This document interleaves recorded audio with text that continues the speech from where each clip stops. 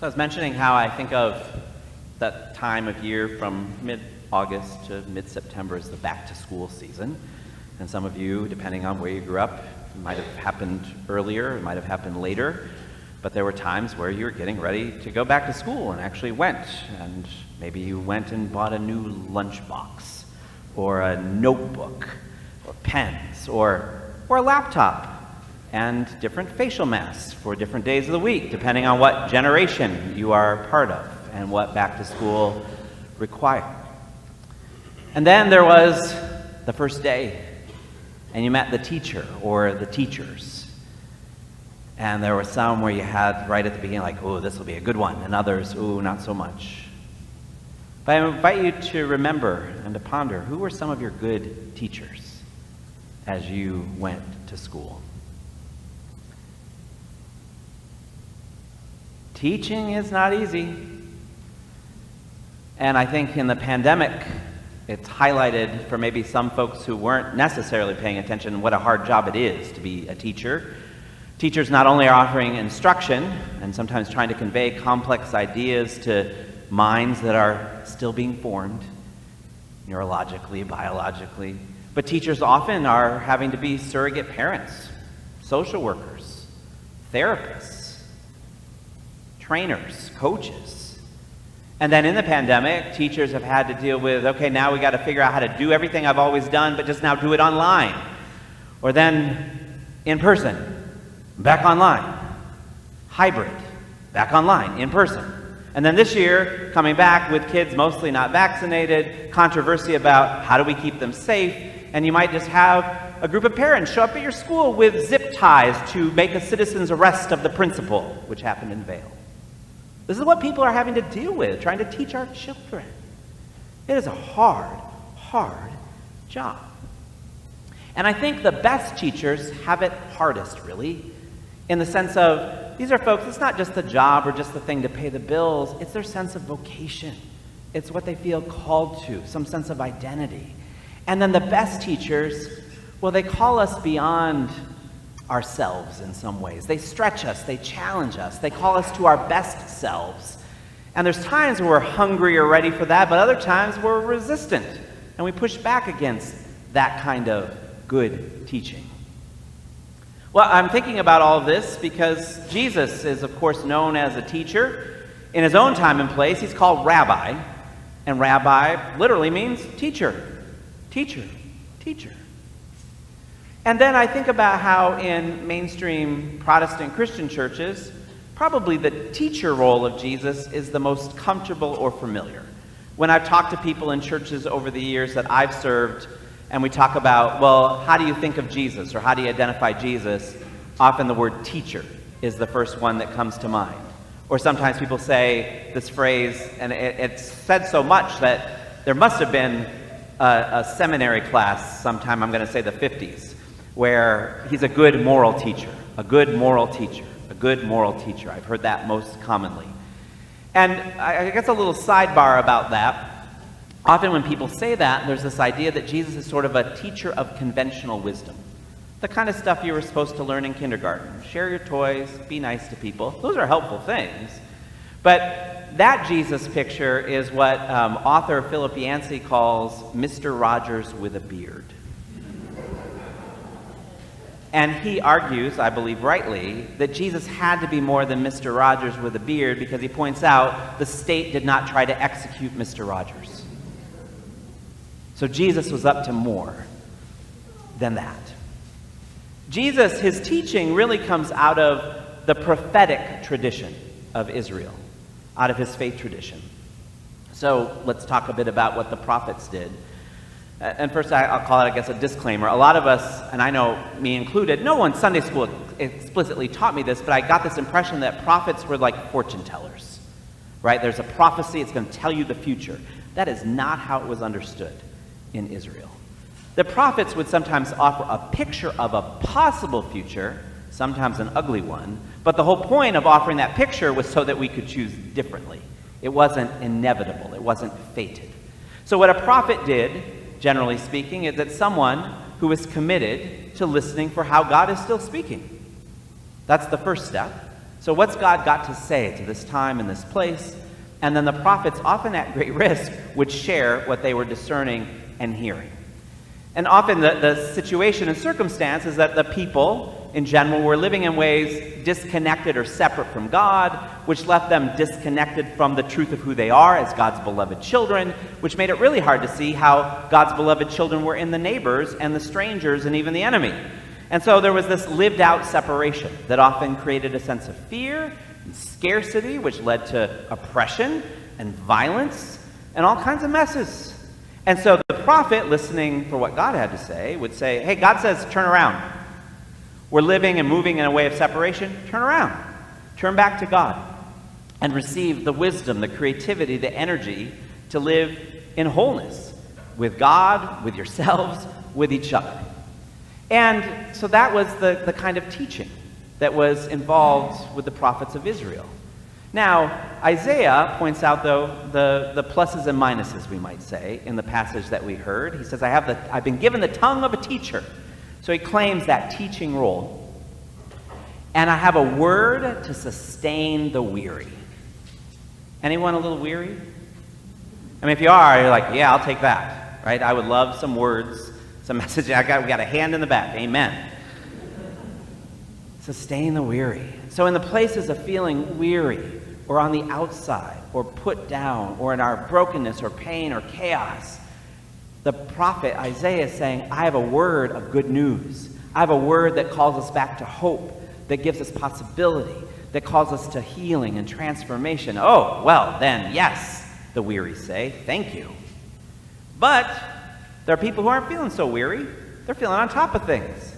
They're benefiting from the systems that are leaving other people weary and put down and hurt.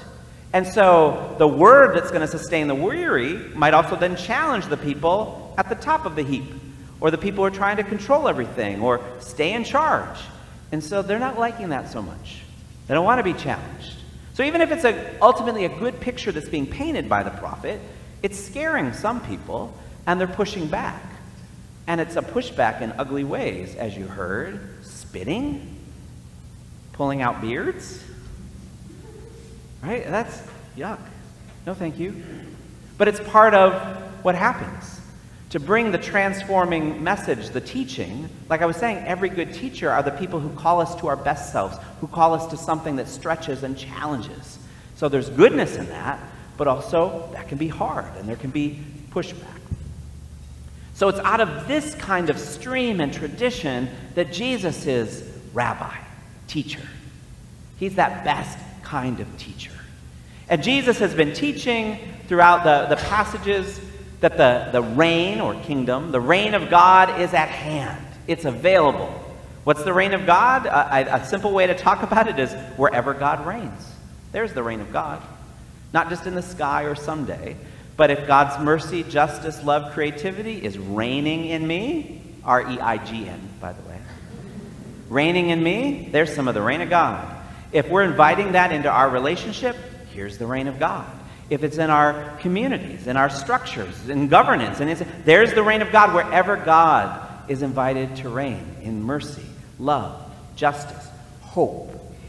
And so the people who are in places of weariness, struggle, fear, pain, chaos, as Jesus announces this, they hear it as good news, gospel, thank you. And they're following, and they want to get in on it, or at least they're curious and crowding around, and some are committing themselves to this teaching and this way, because it envisions a just world is possible, a creative and beautiful world like God's been intending all along.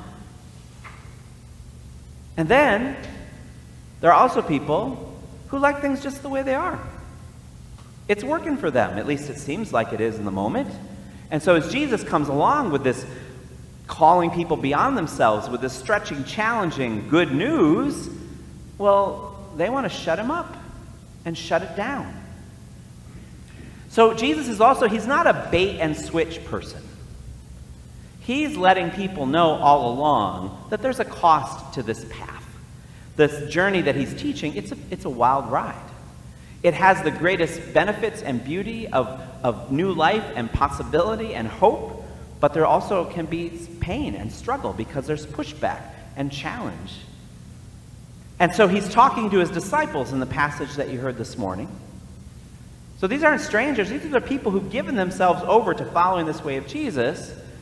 And he's talking about, so I'm leading you in this way, this path, but it's going to be hard. And he talks about things that are worse than having your beard pulled out.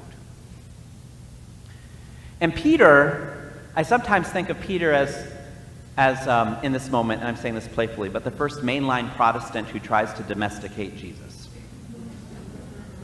Because Jesus is talking about kind of the wildness and the challenge and the stretching, and we just hear Peter rebukes Jesus. What did he say? Now, Jesus, come on, be nice.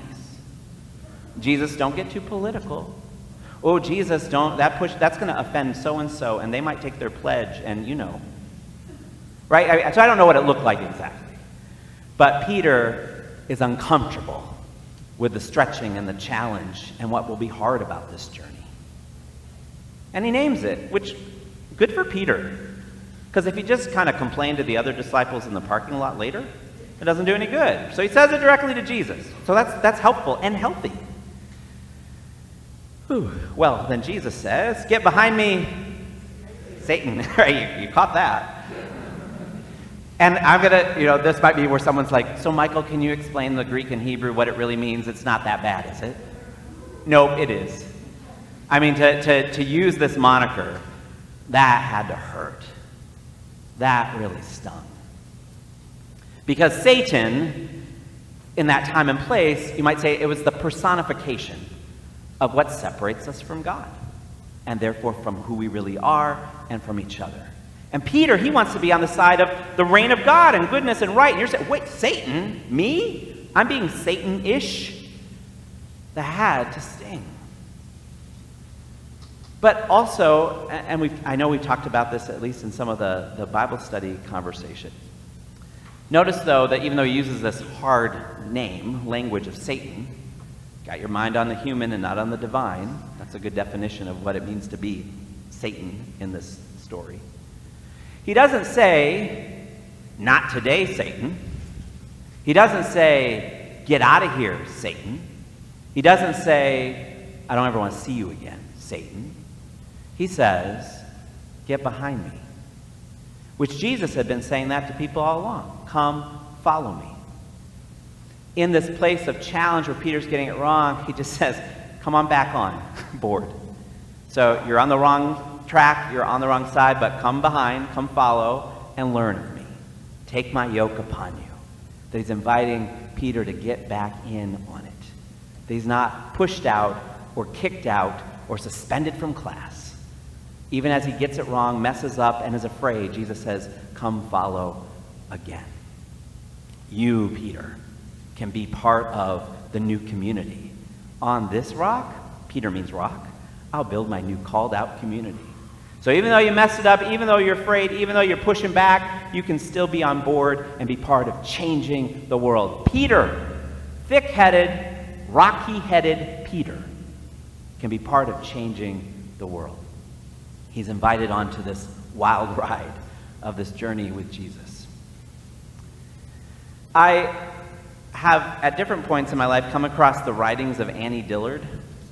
And she wrote something called Pilgrim at Tinker Creek, where she names some of, I think, what we're talking about, the kind of schooling that Jesus is inviting us into. And I want to read an excerpt from Pilgrim at Tinker Creek. And what's really interesting to me, when she wrote this, she is worshiping in a congregational church. So keep that in mind. On the whole, I do not find Christians sufficiently sensible of the conditions. Does anyone have the foggiest idea what sort of power we so blithely invoke? Or, as I suspect, does no one believe a word of it? The churches are children playing on the floor with their chemistry sets, mixing up a batch of TNT to kill a Sunday morning. It is madness to wear ladies' straw hats and velvet hats to church. We should all be wearing crash helmets. Ushers should issue life preservers and signal flares. They should lash us to our pews. It's back to school season, and it's not a bait and switch. It's a wild ride to walk this journey with Jesus. There are things that stretch and challenge, ways that I know in my own life where I've seen the world, or I wanted things to work this way, and I have this sort of picture, and the more I follow, the more that gets boom. But then what I always see is something better than I could have ever come up with on my own. And I'm invited into something better than I could have ever lived on my own. Jesus, rabbi, teacher, not Mr. Rogers with a beard, although I loved Mr. Rogers, but offers us something more, something deeper and wider. In a world where we are challenged by traumas, not just nationally, but up close and personal, we are in a place where we need what is healing and hopeful and just and good. Teacher Jesus leads us in this way. Come and see.